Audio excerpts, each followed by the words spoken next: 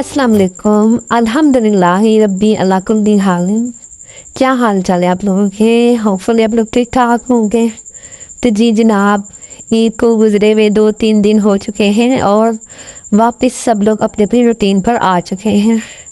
तो मैं भी अपनी रूटीन पर वापस आ चुकी हूँ और घर के काम स्टार्ट कर दिए हैं। आज के व्लॉग में मैं बना रही हूँ पालक गोश्त, जो कि राइस के साथ बहुत मज़े का लगता है। और ख़ास तौर पे उसकी कटिंग का थोड़ा सा तरीका बताऊंगी कि पालक की कटिंग कैसे करते हैं। यहाँ पर मैं बना रही हूँ दोपहर के लिए शामी कबाब। हल्का फुल्का खाना खाने के लिए हल्की हल्की भूख में शामी कबाब जो होते हैं वो बहुत ही मज़े के लगते हैं। तो बस इसके बाद फिर मेरा दिन चाह रहा था कि बस शाम के लिए पालक गोश्त होना चाहिए। उसके लिए मैंने तकरीबन 1.5 किलो पालक ली है और गोश्त घर से निकाल लिया है 3 पाव के करीब। पालक बड़ी अच्छी थी, सबस सबस पत्तों वाली थी। और उसको कटिंग का तरीका मैं आपको थोड़ा सा बताती चलूँ कि जब मैं पालक कट करती हूँ ना, तो उसका बंच बना के उसमें मैं रबड़ चढ़ा लेती हूँ। रबड़ बैंड होता है ना, तो वो चढ़ा लेती हूँ। बस फिर क्या कहते हैं, 2 हिस्सों में चढ़ा लेती हूँ, एक फ्रंट साइड पे और एक बैक साइड पर। तो उससे जो पालक की कटिंग है ना, वो बड़ी अच्छी हो जाती है। मुझे पालक जो बार बार हाथों से गिरती है ना, वो मसला नहीं रहता और साफ़ सुथरी पालक कट होती है। ख़ास तौर पे जब ग्राइंड करनी हो ना पालक, तो फिर तो मोटी मोटी कट करने। लेकिन अगर डायरेक्ट कीमा, जैसे कीमा पालक बनाना है या फिर किसी और चीज़ में ऐड करनी है, तो वो फिर बारीक बारीक कट करें। फिर वो बारीक बारीक पालक जो होती है वो बड़ी मज़े की लगती है। मैंने क्योंकि ग्राइंड करनी है पालक, इसलिए मैं मोटी मोटी कट कर रही हूँ। अच्छा, एक बात मैं आपसे और शेयर करती चलूँ कि कुछ लड़कियाँ ना कमाती हैं और वो अपने शौहर को ना पैसे देना बंद कर दें, चाहे आप उनसे मोहब्बत करती हैं या उनकी मदद करना चाहती हैं। जब तक आप ये बार बार करती रहेंगी तो आप रूल्स को मिक्स कर रही हैं। इस्लाम में शोहर की हैसियत एक प्रोवाइडर जैसी है। वो ज़िम्मेदार है खाने का, कपड़ों का और हर किस्म की देखभाल का। ताकि जब आप, ऐसा होता है ना कभी कभार कि आप लोग क्या करती हैं, बिल्स, ग्रोसरी, रेंट सब कुछ संभाल लेती हैं। करती तो शौक में है, सारे काम शुरू की। जी मैंने इतनी स्टडी की है या फिर मुझे कोई हुनर आता है तो चले मेरे ससुराल में मेरी वाह वाह होगी या मेरा शौहर मुझे अच्छा समझेगा। ऐसा कुछ नहीं होता, बल्कि आप जो है ना ऐसा सब कुछ करके ना अपनी इज्जत खो रही होती है। क्योंकि हर औरत अंदर से चाहती है कि उसे ना महफूज महसूस हो, और अंदर से हर मर्द जानता है कि उसने हर चीज़ अपनी जो है ना वाइफ को प्रोवाइड करनी है। आप जितना भी इसके रोल में जाएंगी ना, घुसती चली जाएंगी, यानी कि शोहर के काम अपने ज़िम्मे लेती चली जाएंगी। शोहर अपने जो हिस्से के काम है ना वो आप पर डालते चले जाएंगे और ये बैलेंस और ये अट्रैक्शन को ख़त्म करता है। ऐसा नहीं है कि मैं आपको रोक रही हूँ जॉब करने से या कुछ बिजनेस करने से या आपके काम करने से। कोई भी आप दुनिया का काम करते हैं जिससे आपको कमाई हासिल होती है, लेकिन आप अपने शौहर को आदत ना डालें कि मैं कमाती हूँ, मैं सारे काम कर सकती हूँ। ये चीज़ जो होती है ना, शौहर को पैरालाइज कर देती है ज़हनी तौर पे। वो ये समझना शुरू हो जाता है कि मेरी वाइफ तो सारे काम कर सकती है। फॉर एग्ज़ाम्पल कभी कभार ऐसा भी होता है कि आपके पास कुछ भी ना हो, कोई पैसे ना हो, शौहर को यही लगेगा कि ये मेरी वाइफ जो है काम करती है, इसके पास होंगे पैसे। तो आहिस्ता आहिस्ता वो अपने रोल से पीछे हटते चले जाते हैं। वो फिर कहते हैं ये अपने पैसे से कपड़े बना लेती हैं, अपने पैसों से मेकअप ले आती हैं, अपने पैसों से मेहमानों का खर्चा उठा लेती हैं, तो मुझे ज़रूरत नहीं करने की। तो बस वो फिर जिस भी से कमाना शुरू हो जाते हैं। होना तो ये चाहिए कि वो अपने हिस्से का काम करते रहें, आप अपने हिस्से की बचत करती रहें। उससे आप अपनी शौक़ पूरे करें, उससे आप घर की चीज़ें लेकर आएँ, आप उससे अपने कपड़े, जूते, जो भी आपका अपना ज़ाती दिल चाहता है ना वो काम करें।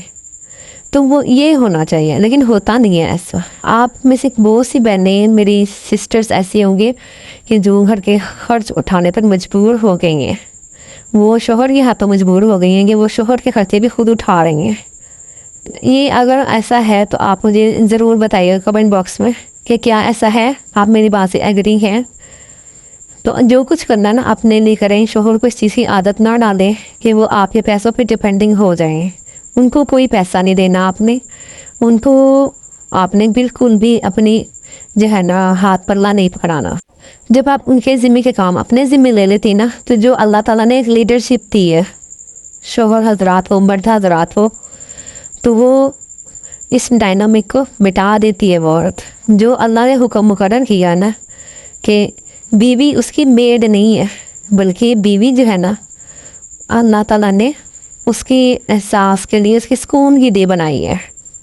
अब आप में से बहुत सारी सिस्टर्स बहनें ऐसी होंगी कि जो है ना आपका एक्सपीरियंस ऐसा होगा या किसी और का एक्सपीरियंस ऐसा होगा। मुख्तलिफ एक्सपीरियंसेस होते हैं, मैं सबकी बात नहीं कर रही हूँ। कई ऐसे भी होते हैं जो एहसास ख्याल करते हैं, कई होते हैं नहीं करते एहसास ख्याल। जो नहीं करते एहसास ख्याल मैं उनकी बात कर रही हूँ। ज़्यादा जो है ना उनके ऊपर रहम करने की ज़रूरत नहीं है। अगर मदद करने को बहुत ही दिल चाह रहा है ना, तो आपने उनके लिए अल्लाह ताला से दुआ करनी है कि या अल्लाह ताला मेरे शोहर की कमाई में बरकत दे, ताकि मैं उनकी कमाई की बरकत से मैं दुनिया की हर ज़रूरत, हर ख्वाहिश, हर खर्चा पूरा कर सकूं।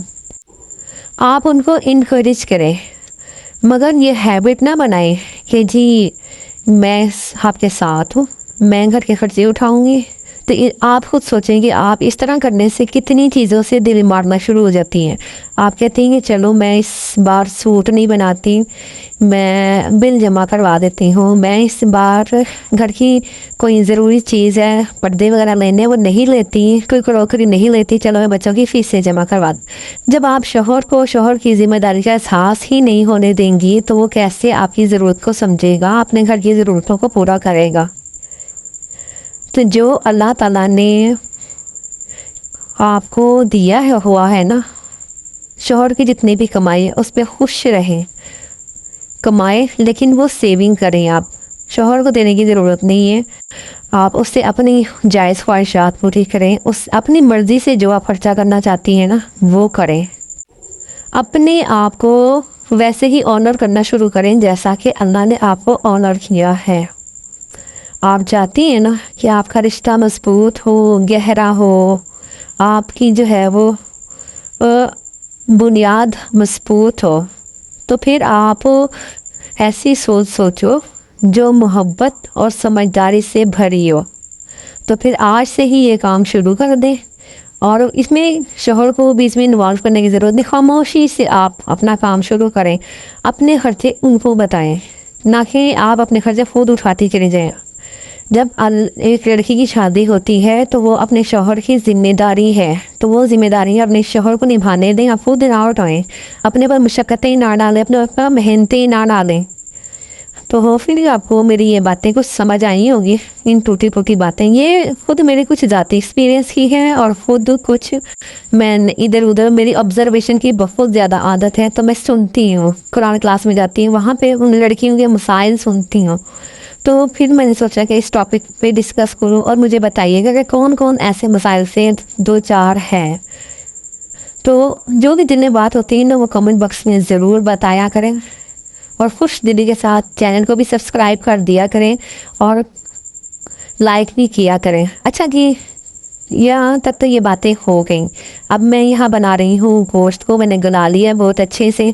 और गोश्त, पालक गोश्त में जब तक गोश्त गला हुआ ना हो, अगर वो मटन या बीफ जो भी है या चिकन, तो मज़ा नहीं आता। तो ये देखें यहाँ पर जो है ना गोश्त अच्छी तरह गल गया है। अब मैं इसे चख के भी देख रही हूँ कि गोश्त गल के कैसा लग रहा है। माशाल्लाह खुशबू आ रही है और इसमें मसाला जात भी ठीक है। तो आप भी जब कभी कोई भी स्पेशल कोई डिश बनाया करें, उसे चखा करें।